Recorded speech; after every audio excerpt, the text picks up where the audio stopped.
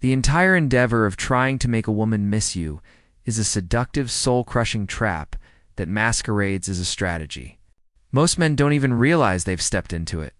They believe they are playing a sophisticated game of emotional chess, making calculated moves designed to provoke a specific reaction. They pull back just enough to create mystery. They curate their social media feeds to showcase a life of excitement and female attention.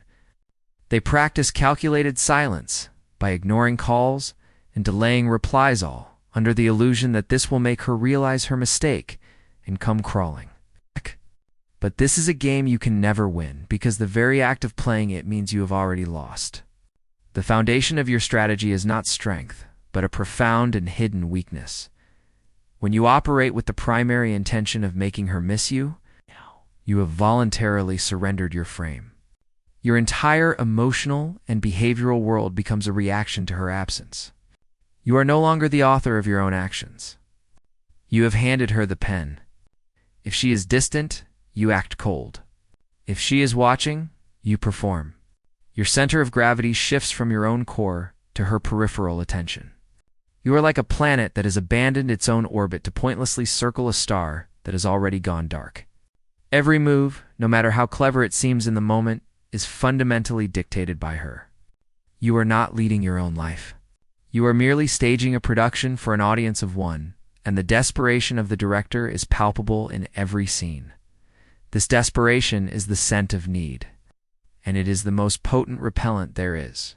A woman's intuition is finely tuned to detect it, much like a shark can detect a single drop of blood in 1,000,000 gallons of water.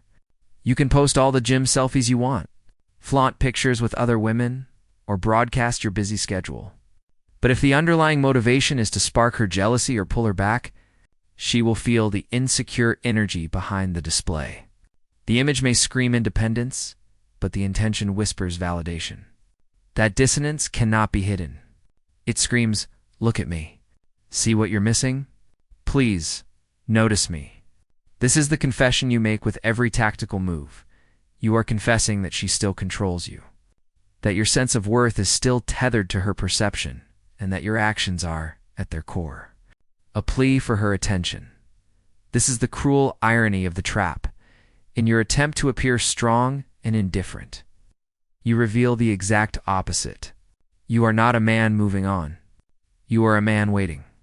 You are the one lingering in the emotional limbo, crafting captions for her to decode, checking your phone for a sign, hoping your performance is convincing enough to trigger her regret. The man who is genuinely unfazed does not need to prove it. He is not engaged in a psychological war because he has already left the battlefield. By choosing to fight this unwinnable war, you demonstrate that you are still on her field, playing by her rules, and emotionally invested in an outcome she ultimately controls. You have stripped yourself of your value in the very process of trying to prove you have it. Becoming a prisoner to the very reaction you are trying to engineer, the transformation from a man who reacts to a man who acts begins with a single profound realization: the performance is over. The energy you have been pouring into the external theater of manipulation, the calculated silences, the strategic posts, the entire exhausting pantomime of indifference is not just wasted, it is actively draining you of your power. This is not a call to simply move on as a new tactic.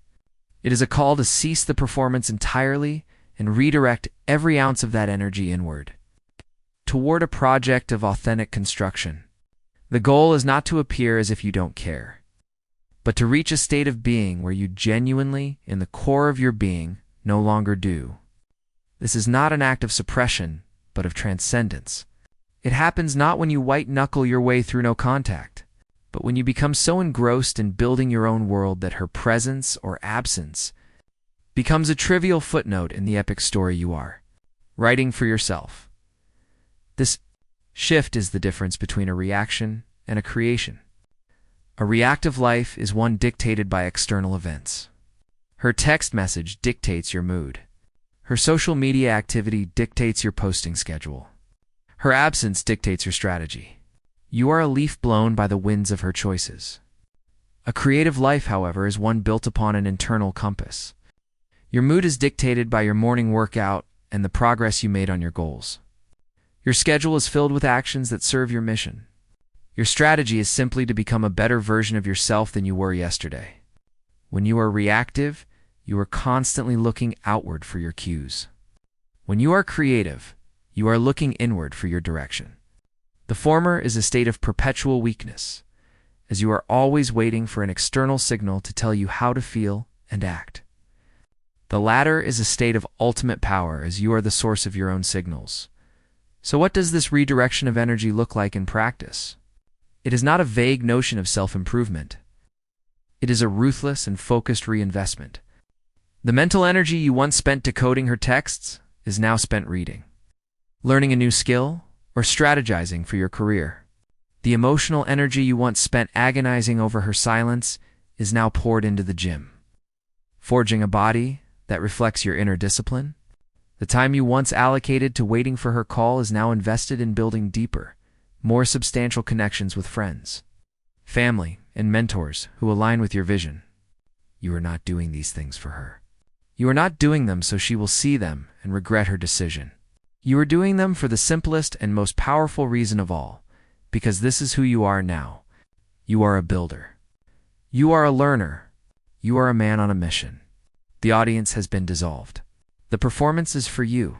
This is the embodiment of purpose, and it carries a vibrational frequency that is unmistakably different from the performance of indifference. A performance is fragile. It can be broken by a single unread message. Purpose is resilient. It is unshaken by external noise because its foundation is internal. When a man is centered in his mission, he radiates a calm, focused energy that is magnetic. He is not looking for validation from a woman because he is receiving validation from his own accomplishments and the steady pursuit of his goals. He walks into a room not needing approval, but emanating a quiet certainty that he belongs there on his own terms. This is not arrogance. It is the quiet confidence of a man who is at home within himself. Ironically, this is the very thing that makes a woman truly miss you. Not the gym selfie, but the disciplined body behind it. Not the boastful post about a business deal, but the sharpened mind and expanded capability that earned it. Not the photo with other women, but the genuine social confidence and leadership that attracts them. She may have walked away thinking she could find better, but when she sees directly or indirectly that you did not collapse into bitterness, that you did not orbit her absence, but instead used the space she left behind to expand into your own greatness, that is when the first flicker of genuine regret ignites. She realizes, perhaps for the first time, that she was never the center of your world. You were. And in that realization, she understands that she has lost not a fan, but a king. The man she left was a version of you that was still tied to her. The man you have become is one she may no longer qualify to stand beside. This is not a punishment directed at her. It is simply the natural consequence of your choice to stop performing and start becoming. The moment a man truly internalizes the shift from performance to purpose, a profound and almost paradoxical force begins to emanate from him. The power of authentic detachment. This is not the cold, strategic silence of the game player, which is always a form of begging, a loud, desperate plea for a reaction disguised as absence. That kind of silence is thin and brittle, easily shattered because it is rooted in scarcity. The man practicing it is constantly checking his phone, agonizing over timelines, and measuring the success of his ploy by whether or not she finally breaks. His silence is a weapon, and like all weapons, it is wielded with an intention to harm or control. It is an extension of the conflict, a different form of engagement. And women, with their preternatural sensitivity to emotional currents, feel the tension and desperation coiled within that silence. It does not attract. It repels because it reveals a man who is still emotionally tethered, still playing on her board. This is the silence that becomes deafening. Not because it is loud, but because it is absolute. It offers no handholds for manipulation. She cannot provoke a reaction from it. She cannot control it, and she cannot decipher its code because it has no code. It is not a message meant for her. It is the simple, neutral state of a man who has moved on. This is what begins to haunt her. The man who once begged for her attention, who once structured his emotional life around her whims, has now fallen into a silence so complete and so impenetrable that it forces a terrifying question upon her. What could make him so detached? The answer, which she must confront, is not another woman or a new game. The answer is that he has found something more compelling than her himself. He has become a man who doesn't need her to complete him, and that realization is profoundly unsettling. The man embodying this detachment flips the entire power dynamic without ever intending to. Before, she was the sun, and your entire emotional solar system your moods. Your actions, your reactions orbited around her. You adjusted your behavior based on her temperature, her light, her gravitational pull. Every move you made was a response to her. But once you step into the mindset of living for yourself, you become the center of your own universe again. She is demoted from the sun to a passing planet, or perhaps even a distant star in a galaxy you no longer visit. This shift is not a petty demotion done out of spite. It is a natural, organic recentering of your own existence. You stop bleeding energy outward in a constant, desperate search for validation.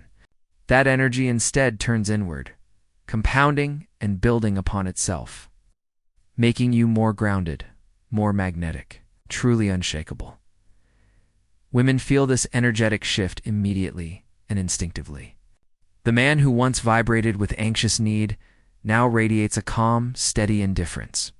This isn't the cold indifference of resentment, but the warm indifference of a man who is simply and completely fine on his own. He is not bitter. He is better.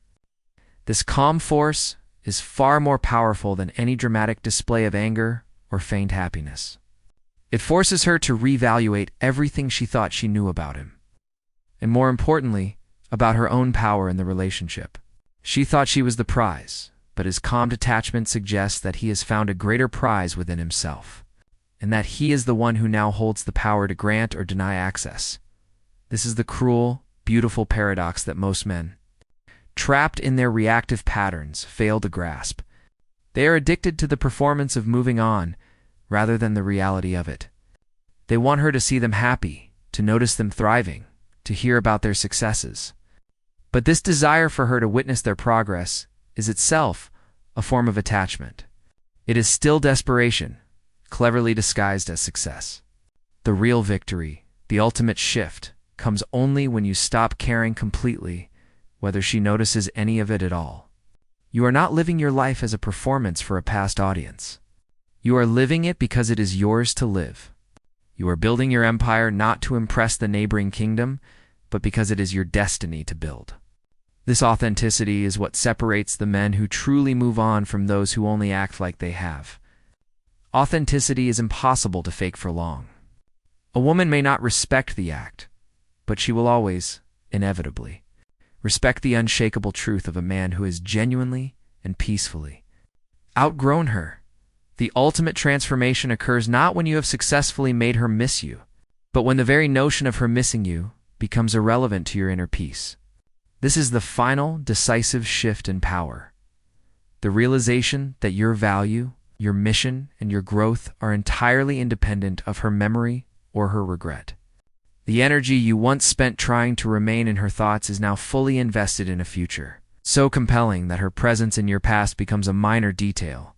You are no longer defined by the relationship's end, but by the man you are building in its wake. This is how you become unforgettable, not by forcing yourself into her mind through tactics, but by creating a version of yourself so evolved that the ghost of who you were with her is a pale, insignificant comparison. This process is not about erasing the past, but about outgrowing it so completely that it loses all emotional charge. The man she once knew was, to some degree, defined by her. His happiness was tied to her approval. His schedule was built around her availability. His sense of self was partially reflected in her eyes. The man you are becoming is defined by his purpose. His happiness is derived from his progress. His schedule is built around his mission. His sense of self is an internal fortress, built brick by brick through discipline and achievement. When she encounters this new man, whether in person, through mutual friends, or simply in her own memory, the contrast is jarring. She remembers the man who gave too much of his power away.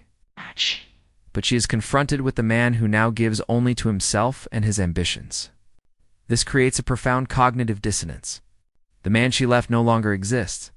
In his place is someone she never truly had and now never will. This is the genesis of genuine, lasting regret.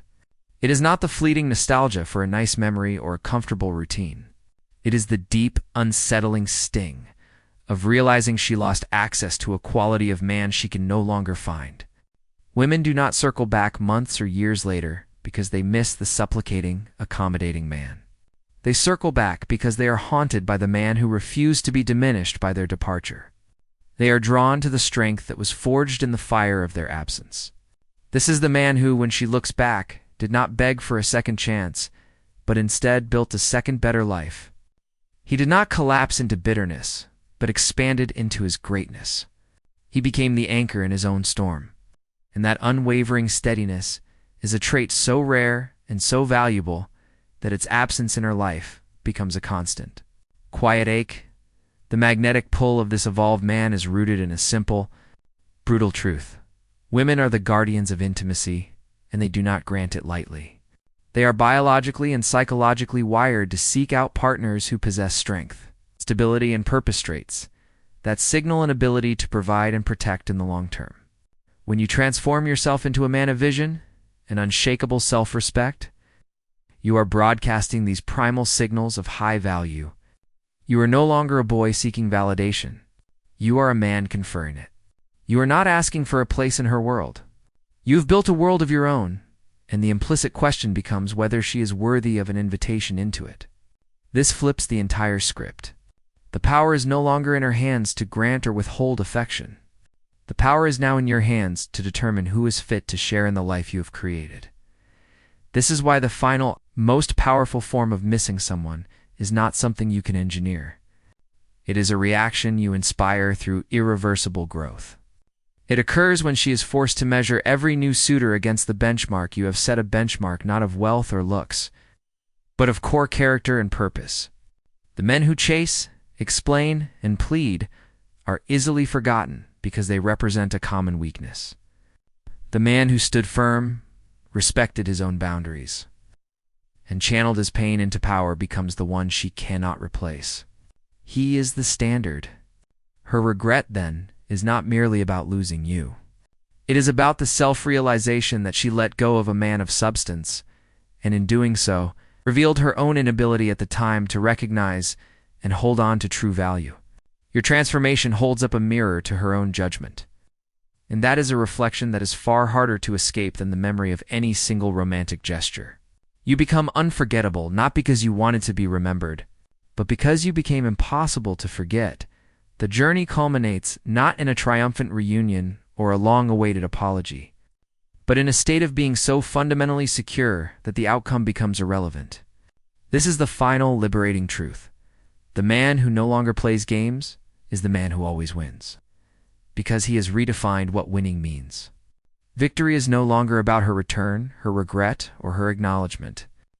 Victory is the profound and unshakable peace that comes from absolute self-ownership.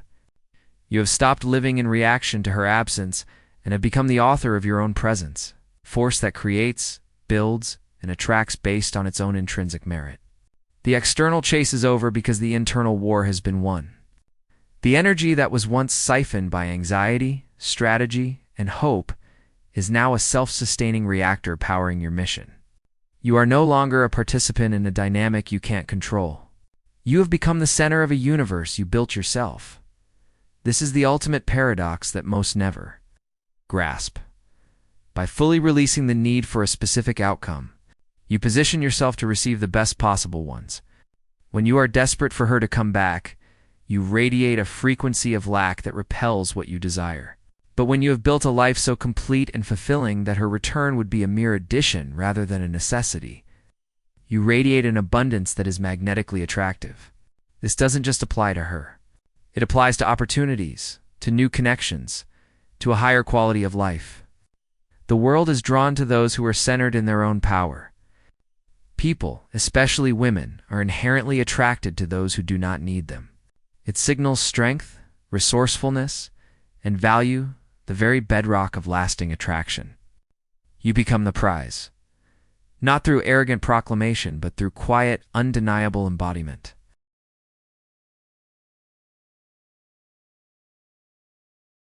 The tables turn not because you forcefully tried to turn them, but because you stopped pushing against them altogether and started building your own table. She now has to confront a simple, brutal question. Does she qualify for a seat in the life of the man you have become?